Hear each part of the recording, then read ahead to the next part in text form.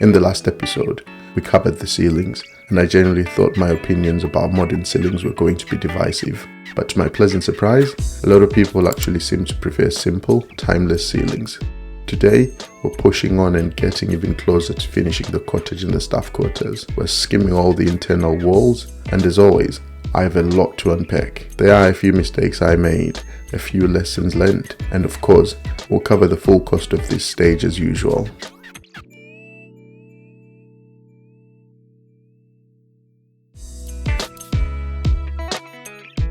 Welcome back to the channel. If you're new here, I'm documenting the journey of building a home in Zimbabwe while living abroad. I share the real process, the progress, the mistakes, the lessons, and the cost of everything as we go. The aim is to show the build honestly, from buying land, drilling the borehole, to building the cottage, the staff quarters, and eventually the main house. So today, we're talking about skimming the internal walls. But before we get into the skimming, I have a very important question to ask. Why are we Zimbabweans so obsessed with growing maize? You see it everywhere, on the side of the road, in people's front yards, in people's backyards. You'll see somebody with a small patch of land, and before you even ask what they're planning to do with it, there's maize already there. You can see here all this land we have at the back. I have some big plans for this space, and I'll cover that properly in future episodes. But for now, the person taking care of the property is growing maize, and you can also see the vegetable beds as well. And to be honest, I really like it. I'm quite interested in living off-grid, self-sufficiency, growing your own food, and making proper use of the land. So for now, I'm happy to see this space being used productively. Anyway, let's get back to regular scheduled programming.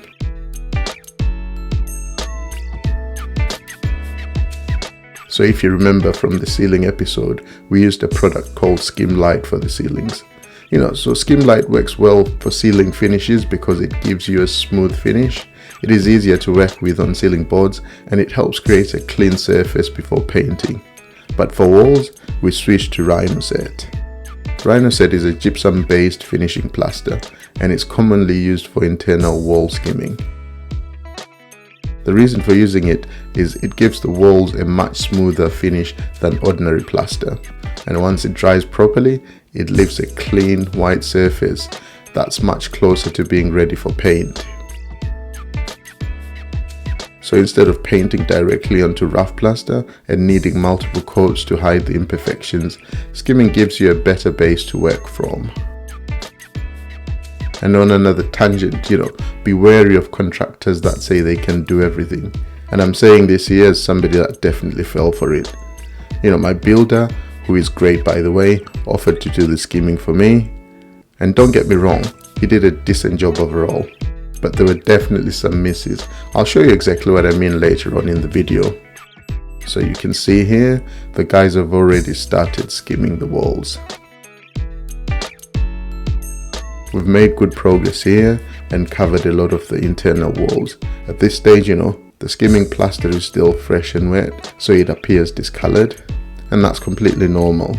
Once it dries and sets, it starts to look white and smooth, almost giving the impression that the walls have already been painted. So this is a good time to talk about the order in which you do things. As you guys know, I've literally been managing this build by myself from the start. So of course I got some things wrong along the way. You can see the solar equipment in the utility room right there. I later came to realize that we probably installed it a touch too early.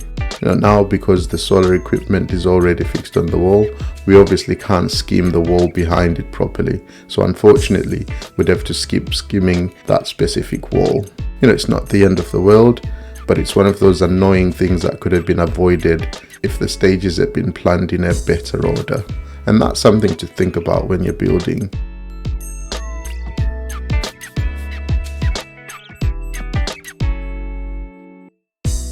You can see here we're not skimming the bathrooms at all.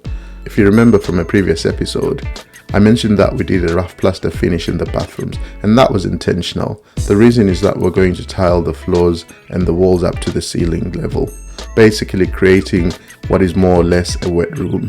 so there's no point skimming those walls. Well, in fact, you generally don't want to skim walls that you're planning to tile, especially with a gypsum based product like Rhinoset. Tile adhesive needs a solid surface to bond. A rough cement plaster surface is usually better for that than a skimmed wall. So for the bathrooms, we left the walls rough because the tiles will cover everything.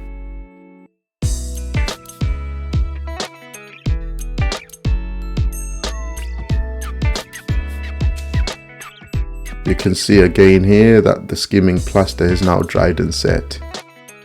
This is where you start to see that white, clean finish. It almost gives the impression that the walls have been painted. And that's why this stage makes a huge difference visually. The rooms start feeling lighter, cleaner, and much closer to completion.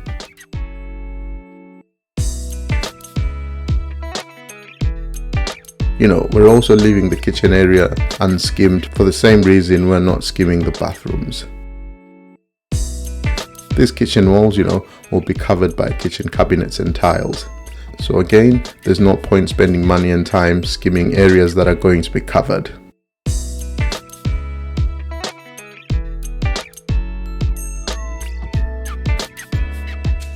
We're in the cottage here and you can see the guys working. This is one of the bedrooms and it's really looking good. You know, to me it's one of those stages that makes you feel like you're finally getting somewhere.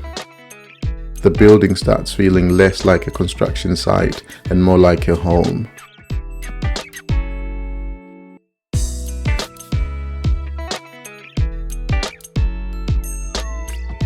You know, I might be stating the obvious here, but generally you wouldn't want to skim areas that are going to be exposed to the elements. So, you know, areas like verandas, outside walls, and places that can get rain or moisture should not be finished with internal skimming plaster. And now, you know, for that Shakespearean question, to skim or not to skim? In my opinion, you know, for internal walls, there are a few good reasons you may want to skim. First, it gives you a much smoother finish. If you want the walls to look clean and modern once painted, skimming helps massively. Second, it helps hide small imperfections in the plaster. Third, you know, it reduces the amount of paint you need. If you paint directly onto rough plaster, the surface can absorb a lot of paint and you may need several coats of undercoat or top coat to get a decent finish. The fourth reason really, it gives the rooms a more finished feel. You can see here, we've finished skimming the cottage and now we've moved on to the staff quarters. The process is the same here. The guys are applying Rhinoset onto the internal walls, smoothing out everything and getting the rooms ready for the next stages. And by the way, you know, it's completely legitimate to have your walls plastered finely enough that you don't need to skim. You know, that can work, but it generally requires good workmanship, you know, more care, usually more cement and labor during the plastering stage. You can also go with rough walls and skip skimming, but you'll pay those savings back later through extra undercoat, extra paint, and a finish that still doesn't look as smooth as you wanted. So it's really about deciding where you want to spend the money. For me, I think skimming the internal walls was well worth it. As always, let's talk about costs. For the skimming stage, the main material we used was Rhinoset. We bought a total of 25 bags of Rhinoset at 25 kilograms each. So the total for the Rhinoset came up to $494.91. We paid $250 for the labor. So altogether, the skimming stage came to $744.91. So that's the skimming stage done. At this point, we're really getting into the final stretch for the cottage and the staff quarters. You know, the messy construction stages are almost behind us now, and the buildings are starting to feel more and more like proper homes. Next, we're moving on to tiling. As always, let me know what you think in the comments.